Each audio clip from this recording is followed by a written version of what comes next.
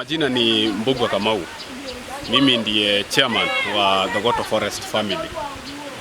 Thogoto Forest Family is a group of young men and women wenye wamekuja pamoja to conserve Thogoto Forest.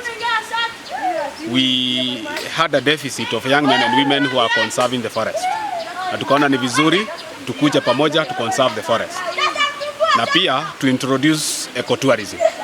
Ndio hawa vijana wetu waweze kupata kitu kidogo from the forest. So we are doing the conservation and bringing in visitors in the forest to come and have fun, enjoy and hike in the forest. Hapa penye tuko panaitwa Gitwe, and Gitwe is the source of River Bagathi.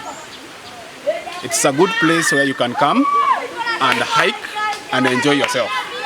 This place miaka ya zamani, from what we have been told by our elders, ilikuwa inatumika sana na different functions kama cultural events. So hapa walikuwa nakuja wanafanya vitu tofauti tofauti hawa wazee wa zamani. Siku hizi bado sisi tuko na some of these functions bado zinaendelea.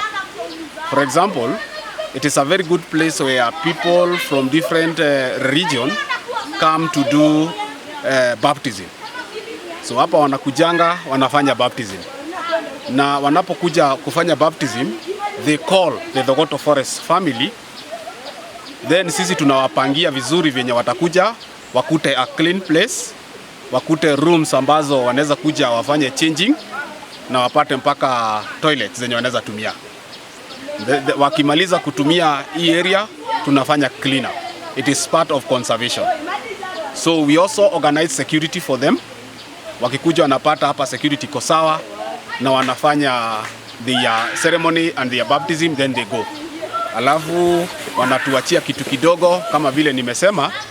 One aim is to help the young people to earn something from the forest. So when they do their baptism and all that, wanatuachia kitu kidogo yenye hawa vijana watakula baadaye na wataenda nayo nyumbani. So it is not only planting trees and all that. It is also bringing in something for the young men and women in their pockets. So I invite all of us, wherever you are. Unaweza kuja hapa Thogoto Forest, and especially in this Gitwe spring, ukuje ujienjoy, ukuje upate raha na ufurahie. Bora you contact us. We have our numbers everywhere. You can check us from our Facebook page, our Twitter page, and in our social medias.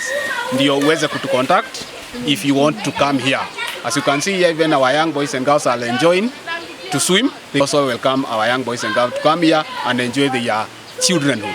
Asante sana. God bless us, all of us, wherever we are.